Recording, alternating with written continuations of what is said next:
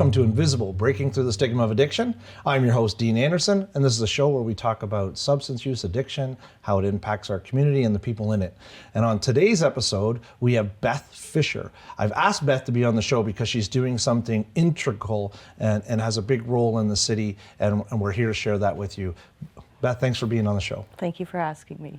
Right out of the get-go, the reason for being on the show is because what people don't recognize or know is that there's a huge subculture of recovery and addiction recovery. And one of the things that happens, and I didn't even know about it until I got into recovery, is recovery softball that happens here in the city. Can you tell us a little bit more about that and your role? Yep. So every Sunday we play 3-pitch at Vauxhall Park. And it's actually for anyone who's actively doing a 12-step program or even trying to get into recovery and just better their life. And it gives them something to do every Sunday, something to look forward to, and just keep their mind busy while they're trying to quit their substance of choice. So you don't have to be, there's no P-test. No. you don't have to do anything to participate. It's just come in and show up, and you can play ball as long as you have the direction of trying to have a better life and a healthier understanding of substances. Yeah, there's actually formed teams. There's 13 teams this year. This is my third year doing it. They call it the commissioner. The role was passed down to me, but there's 13 teams this year. And from last year, there's 4 new teams, so it's growing quite well. And so you mentioned some of the benefits of it, just for a place for people to go. What are, do you get direct feedback from the people participating in the league, and what does that sound like when people come and say, hey, I played in the league, and what does the feedback look like? They're very excited, actually. It's something they look forward to every Sunday, and it's, no judgment. It can be first time playing, you can be, a seasoned ball player. It's just meant for fun, that's all. We do keep score, and there's standings, but not, runs for or against or anything. It's just win, loss, or tie. Okay. So how do you, I'm assuming it's difficult in such a competitive world to maintain a lower level of competition while still having fun. How do you do that? When I'm competitive by nature. I grew up playing softball, so to take that competitiveness out of myself and to put it into the league, I think it shows other people that, you don't have to play to win, just play to have fun. It's just something to look forward to for them every Sunday. And the feedback is, the less competitive it is, the funner they actually have. Right. Which is very difficult for alcoholics and addicts to take the competitiveness out of them. Yeah, I see that in one of the standing themes that we talk about on the show and we see in the recovery world is that it's about connection, and it's about being connected and being part of something. And I could see where competition might remove some of that ability to be connected, right? It does. I try and ask the coaches to be accountable for their own teams and let them be the role model, instead of me watching over everyone and micromanaging, because it doesn't work, and I don't want to do that. It's up to the players and then the coaches, and then if something, if there's a conflict or whatever, we'll try and deal with it the best we can. But when they're on the field, just be nice, play fair, and have fun. It doesn't matter in the end if you win or lose, just have fun. That not having a requirement for skill level. Full disclosure, I played many years ago, and a decade ago I was on the league for a couple of years, and it was one of the best things ever. And I don't consider myself athletic in any way, but being able to participate at that level and not having expectations of people around me was really wonderful. It was great to be included and to participate in that way. Right? Do you recognize or get a lot of people struggling with that idea? It's actually, I also coach at one of the recovery houses. Okay. So some of the girls in there have never picked up a bat in their life before.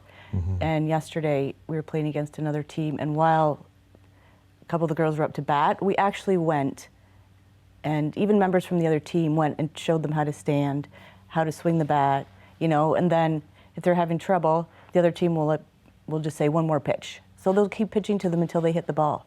And then, let them get to first base. It's a beautiful thing to watch. That's amazing. So just to reiterate that, the other team says one more pitch. It's not somebody else advocating. It's the other team saying, come on, give them one more try. Yeah.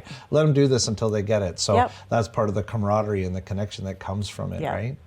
So in that sense, we recognize the value in sport in general. How do the two worlds combine? Like, where does sport interact with recovery? Like, what makes them the same? Just supporting each other. Like every Sunday, for me, it's a meeting all day meeting. So I'm usually at the park all day, just watching and helping out, and even playing. There's 3 games each Sunday. So if teams are short, I quite often fill in. But I just love the game, and it's fun, so even though you're there playing a sport, you're still in the fellowship, and you're still supporting, and you're still cheering the other team or player or coaches or whatever on, and we're just all there for each other. That's the meeting. So for those of the people in the audience watching, the understanding of saying meeting is not just like a board meeting with a bunch of board of directors talking around a table. We say meeting, we're talking about a collaboration of people in recovery that talk to each other in order to have mental, emotional, spiritual support of one another. A meeting comes from the 12-step world. Correct. Yeah. Okay. So that process means that those collaborations allow for us to cross seed those. So what you're saying is the conversation's not all about ball when you're sitting on the bench, right? What are the things that you're talking about while you're all sitting on the bench? Everything. It's like a big family getting together.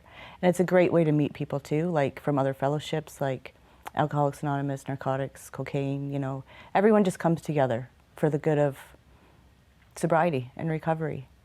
So I just heard you saying that we have different groups of people and different different silos of recovery. So people that, don't participate in 12 steps, and we have people that are in AA and NA and CA. And for the viewers, that's Alcoholics Anonymous, Cocaine Anonymous, Narcotics Anonymous, right? And the anonymity is important to some of them. So the separation of those groups of people normally creates so that they don't interact with one another. They don't talk. So now here you are saying that this is a melding pot, and we're having an interaction with these silos of people all getting together. What's that like? It's a good chance, a good opportunity to meet people from different fellowships. And, when you go to Alcoholics Anonymous meetings, you tend to always see the same people. So when you go to softball, you meet these other people. It's not an odd question to ask what your drug of choice is. Where if you meet, someone who you don't know their story, you just don't ask those questions. But on the ball field, it's like, so, what's your drug of choice? Are you drugs or alcohol or whatever? And it's just an open conversation, and that's how it starts. Mm-hmm. And how does that? So I'm a huge stigma guy, and I know a lot of people struggle with the idea of being thought of as what their drug of choice is, but it's not really that way in real life, right? No. We feel more social workers and more people in society are mad about it than the people that live in the circles, right? So how does somebody approach that? How does somebody feel about that when someone comes up and says, "Hey, what's your drug of choice?" I actually just asked someone yesterday, and it's not. It's not uncomfortable. It is what it is. It's part of our story. And it's through Messenger yesterday, I said, so are you drugs or alcohol? And then I'm like, should I even be asking that question? Yes, I should be asking that question. Because it doesn't matter, Yeah. We're all part of the same, we all want the same thing, and we're there for each other. Yeah. So to come out and ask, a new friend that you just met what your drug of choice is, it's like, it is what it is. This is what it is. And then, we can talk about it together and go through our struggles, and that's actually what happened in the conversation I had yesterday. So, and you learn more. The more you talk about it with another addict or alcoholic, you learn what they're going through. So you can help them with their struggles, and they can help you. The more you know, the more you understand, and the more you can help and support, and that's really what it's all about. So we see that compassion and that understanding and getting to learn and understand somebody differently, helps create that bond. Mm-hmm. I'm one who's constantly trying to teach people self-compassion and being able to have some compassion for yourself. In order to do that, we need to demonstrate that for other people and to say, hey, I see you, I see you're human, I see you're part of that process, right? I hear you saying that, talking about the drug of choice, and what pops in my brain, and it's a strange analogy to put the two together, but I drive a motorcycle, and when two motorcycle drivers drive past each other, they all do this little peace sign, they all wave as they're going past this little thing. I don't know those people driving by, I've got nothing to do with them, but there's this weird sense of connection and this belonging that you get from saying, we have something that's alike. Yeah. We're the same in some way.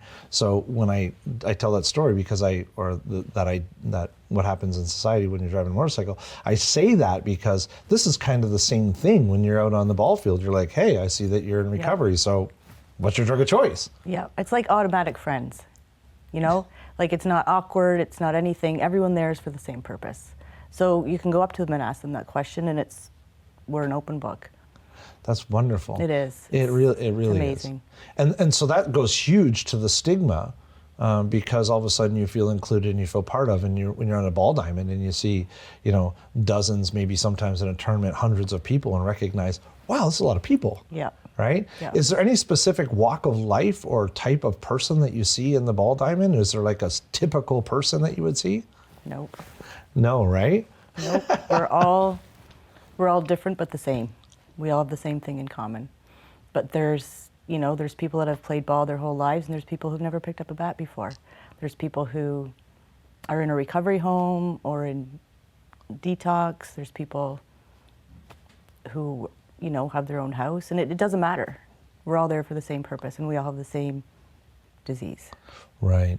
And I big part of the reason why I want to have you on the show is to talk about that diversity that's in recovery. And I think that the rest of the world looks at it as this 1 or 2% of this population of people in addiction, or the people that are downtown, or the people that are robbing or stealing or doing all that. And the reality of it is these are just regular everyday people that have everyday lives and have kids and homes and mortgages and bills and cars and things to do, right? Yeah.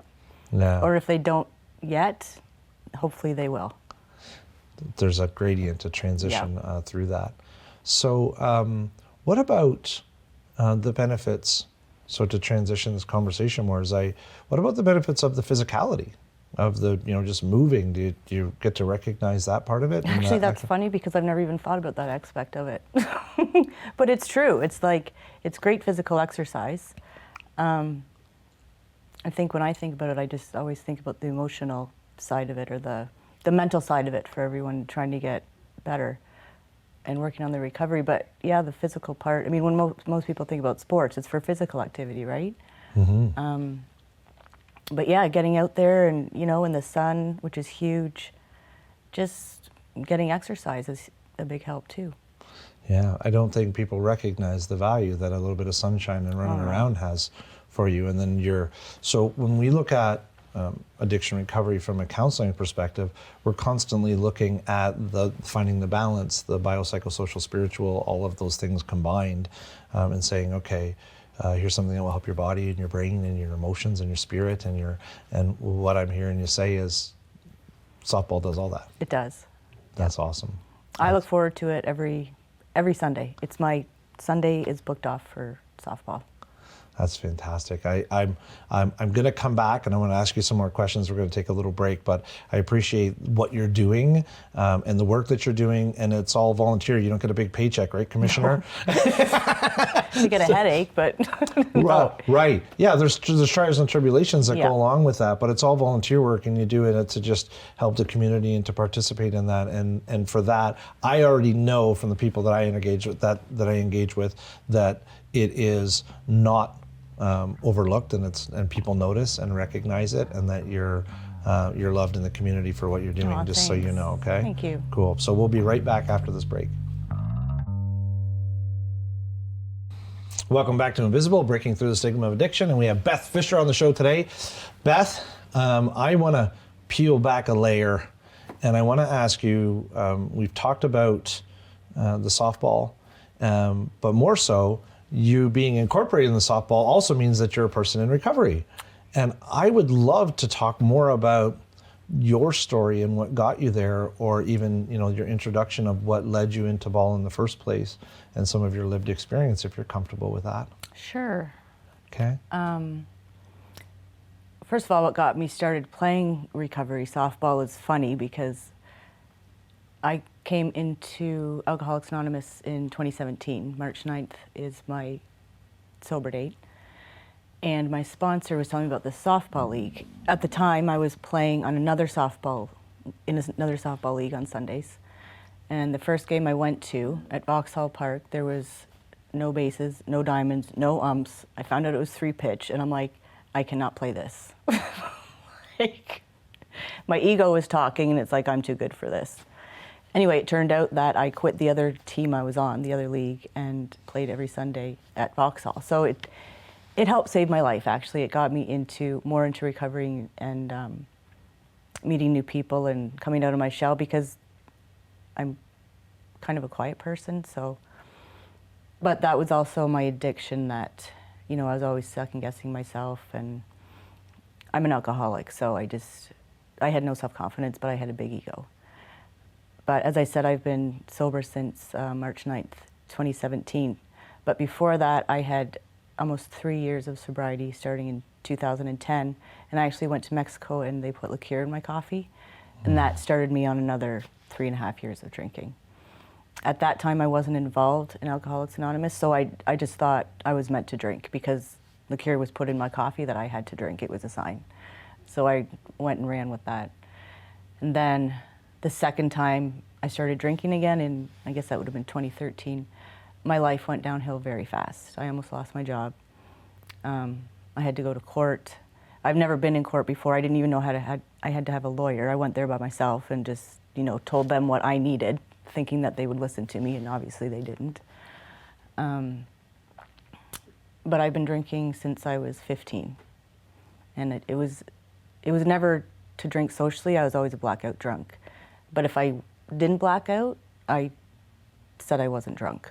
So it's just, and I still think that, which is absolutely ridiculous. But if I remembered anything from the night before, I wasn't drunk. So yeah, I tried the geographical cure. I moved from house to house. I was married twice. I, you know, lost husbands, lost houses, lost everything. The only thing that I kept was my job. And then when I was going to lose that, I thought things are getting, like, I have to do something about this. I almost died because of my addiction. When I first came into the meetings at Alcoholics Anonymous, I heard people say that they sobered up in the hospital, and I thought, that is so sad. You know, 2 years in, I realized that I sobered up in the hospital. I didn't even realize it until I had 2 years of sobriety. And so it's been a journey, but it's been the best thing that's ever happened to me. It's changed it's made me so grateful. And it's not easy, but I love what Alcoholics Anonymous has done for me. And this softball, I know people appreciate it, but it helps me probably more than it helps them. I know it gives me headaches, and dealing with alcoholics and addicts they're very controlling, and so am I. I'm not saying that I'm not. I can say this because I'm one of them. But at times it's challenging and difficult, but at the end of the day, if it helps other people in their recovery and stay sober, then that's all I want. I heard you say that it saved my life. Can you just give me? That's a big statement, and I recognize why you would be passionate about it now, and that, you know, you want to pay that forward. But, you know, can you elaborate a little bit more on what that meant to have your life saved by that activity, that event? The softball, you mean, right? Yeah. The baseball. When I first came into Alcoholics Anonymous, I had this preconceived notion about meetings being in church basements with old people, and, you know, on Saturday nights, that's what my life was going to look like. Mm. And at first, I accepted that fact. Like, that's just, if I want to get sober, that's what I'm going to have to do. And then I was introduced to baseball, and it's a passion of mine. Like, I've been playing since I was 5 years old, t-ball. I love the sport. So it was put in my path to get me to meet people have a good experience. I believe everything happens for a reason, and who knows, maybe I started playing baseball when I was 5 to lead me into what it's turned my life into right now. I don't know, but it just made me more engaged, meeting more people, helping people when I can, even like I mentioned before about newcomers coming in or people who haven't picked up a bat, like they need help. And if I can help them better their skills to be able to enjoy the sport, then that's what I'm going to do. So it just got me more involved with the AA community, is what it did for me. There's a major component to addiction recovery that I don't think the average bear knows. People in the 12-step rooms get it very clearly, but the average bear doesn't get the value of giving back and what that means. And can you share a little bit about, how does you giving back to the community help you be sober? Because people think, what, me giving back doesn't help me, that helps other people. But there's even spiritual text going back to whenever says, giving back's going to help you, and people don't get it. I would love for you to share a little bit about how giving away helps you keep what you have. There's something about doing things for other people that you can't buy, you can't describe it, you don't know how it feels until you do it. It's just the act of helping someone else out of the goodness of your heart and seeing them succeed and do better. Mm-hmm. Just try it. It's such a foreign concept.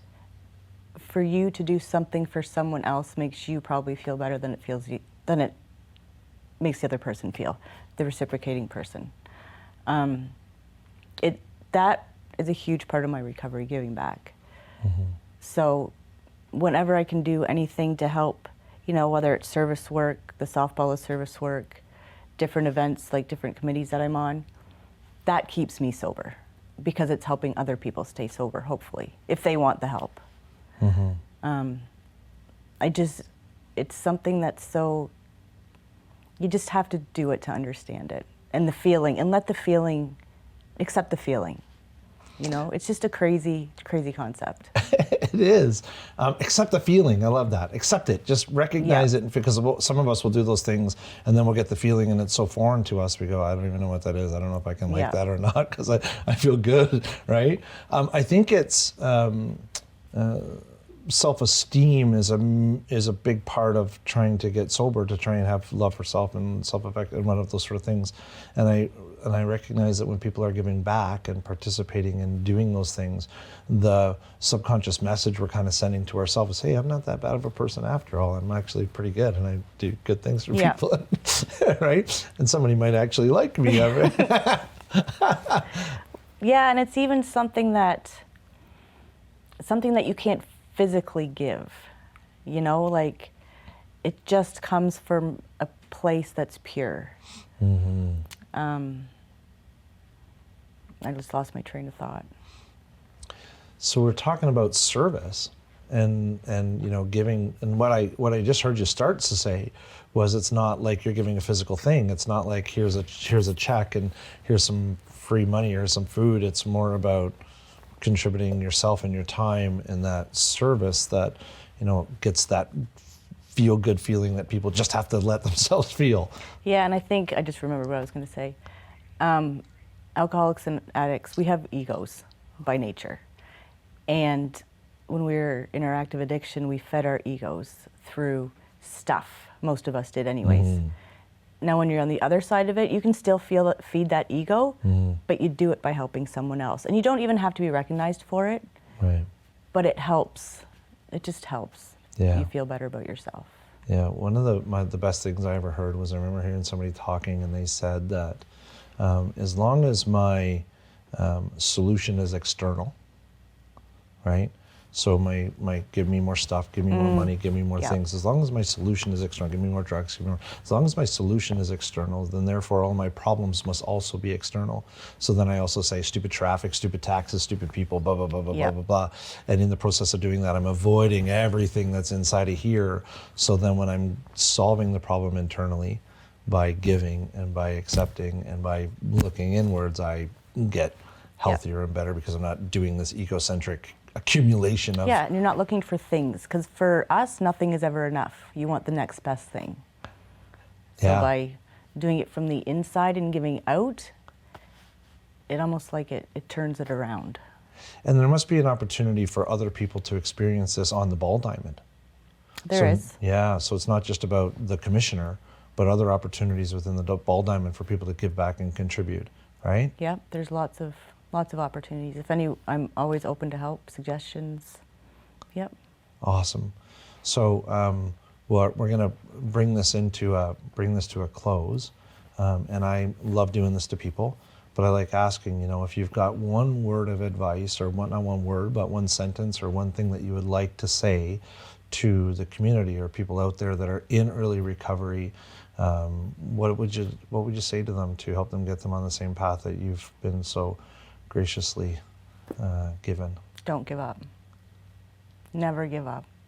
It's available. The help is there if you want it. It's not easy, but it's worth it. Awesome. Thank you so much for being on the show, Thank Beth. you. And thank you again for what you're doing and what you're doing in the community. And keep doing what you're doing, because it's a shining light out there. Thanks again. Thanks. Awesome. Thank you for watching Invisible, Breaking Through the Stigma of Addiction. We'll see you next season.